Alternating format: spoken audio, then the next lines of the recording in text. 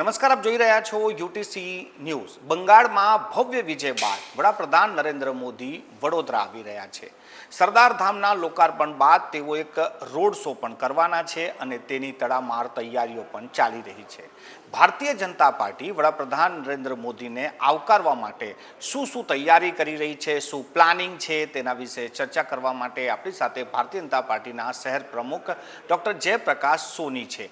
તેમની સાથે આપણે ચર્ચા કરીશું। સાહેબ, વડાપ્રધાન તેમની કર્મભૂમિ પર આવી રહ્યા છે। ઓપરેશન સિંદૂરની સફળતા બાદ આવ્યા હતા અને હવે બંગાળની ફતેહ બાદ આવી રહ્યા છે। શું જોશ, શું મંગ? પશ્ચિમ બંગાળની જીત ભારતીય જનતા પાર્ટી માટે ખૂબ મહત્ત્વની જીત છે, સાથે સાથે દેશ માટે પણ ખૂબ મહત્ત્વની જીત છે। પણ પશ્ચિમ બંગાળ જે રીતે સરહદી રાજ્ય હતું અને જે રીતે બાંગ્લાદેશી ઘૂસણખોરો એ સીમામાંથી ઘૂસણખોરો આવતા હતા અને સાથે સાથે પૂરા દેશમાં ફેલાઈ જતા હતા, એ દૂષણ આખા દેશને નડી રહ્યું હતું।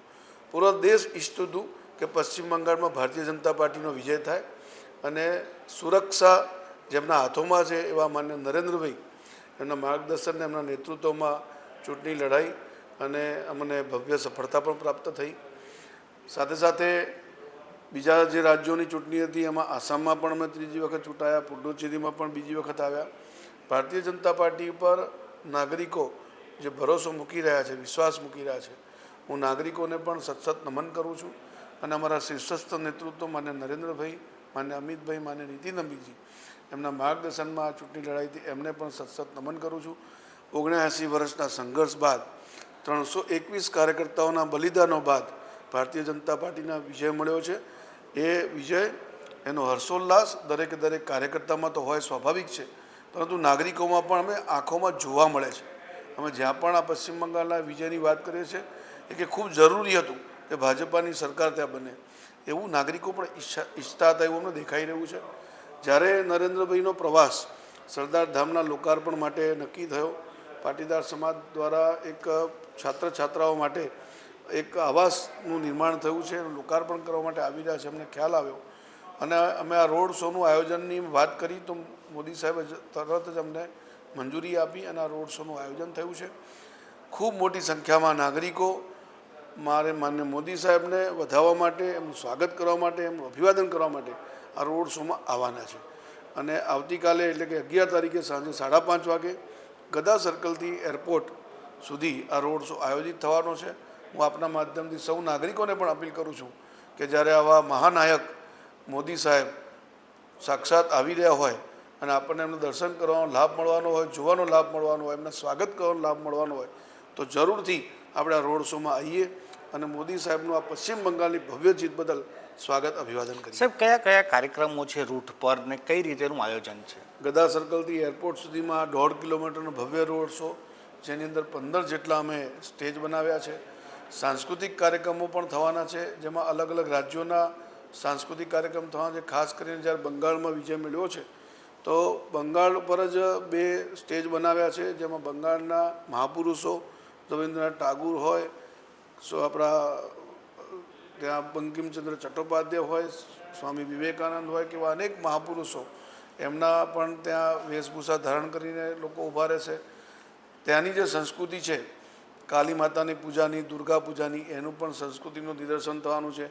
હજારેક બંગાળી લોકો પોતાના પરિધાનમાં ઉપસ્થિત રહેવાના છે। એવી રીતે અનેક રાજ્યોના, ઓરિસ્સા હોય કે કેરલા હોય કે તમિલનાડુ હોય કે અલગ અલગ રાજ્યોના પણ સાંસ્કૃતિક કાર્યક્રમો આયોજિત થવાના છે। ગુજરાતનું પણ જે સંસ્કૃતિ છે ગરબાથી લઈને બાકી એનું પણ પ્રદર્શન થવાનું છે। કુલ મળીને 15 સ્ટેજ પર આવા સાંસ્કૃતિક કાર્યક્રમોના માધ્યમથી લોકોને એક પ્રકારની ભારતની એકતા અને અખંડિતતા, એક ભારત શ્રેષ્ઠ ભારતના દર્શન પણ આમાં થવાના છે। ઓપરેશન સિંદૂરનું પણ 1 વર્ષ પૂર્ણ થયું છે। 7 મે એનું 1 વર્ષ પૂર્ણ થવાના કારણે ઓપરેશન સિંદૂર પર પણ એક થીમ રહેવાની છે અને મોદી સાહેબનું નેતૃત્વ જે છે આપ્યું છે દેશ અને દુનિયાને, એ જે ગુજરાતના પનોતા પુત્ર હોવાના કારણે એમનું ભવ્ય સ્વાગત થાય એ પ્રકારનું આયોજન અહીંયા રોડ શોમાં થયું છે। સાહેબ, આખી ચૂંટણીમાં રસગુલ્લા અને ઝાલમુડીની ખૂબ ચર્ચા થઈ છે। શું આ કાર્યક્રમમાં વડાપ્રધાન નરેન્દ્ર મોદીના જે કાર્યક્રમ છે એમાં કોઈ આ પ્રકારનું કોઈ આયોજન છે? અમે વિચાર જરૂર કર્યો છે, પણ પ્રધાનમંત્રી સાહેબની સુરક્ષા એ બહુ ઉચ્ચ લેવલની સુરક્ષા હોય છે અને એમની પરમિશન સુરક્ષાથી મળશે તો થશે. બાકી એમ વિચાર તો જરૂર કરી રાખ્યો છે, પરંતુ સુરક્ષાની દૃષ્ટિએ જે પણ અમને મંજૂરી મળશે એ પ્રમાણે કાર્યક્રમ કરશું. ખૂબ ખૂબ આભાર અમારી સાથે ચર્ચા કરવા માટે. આ હતા વડોદરા ભારતીય જનતા પાર્ટીના શહેર અધ્યક્ષ ડૉક્ટર જયપ્રકાશ સોનીજી, જેઓ આ વડાપ્રધાન નરેન્દ્ર મોદીના કાર્યક્રમ અને રોડ શો વિશેની માહિતી આપી રહ્યા હતા. જે રીતે ભારતીય જનતા પાર્ટી આ રોડ શોનું આયોજન કરી રહી છે અને જે રીતે તેઓ બતાવી રહ્યા છે કે સમગ્ર દેશની જે સાંસ્કૃતિક છબીઓ છે તે ત્યાં બતાવવામાં આવશે અને બંગાળની ઐતિહાસિક જીતની એક ઝલક એ પણ આ રોડ શોમાં દેખાશે.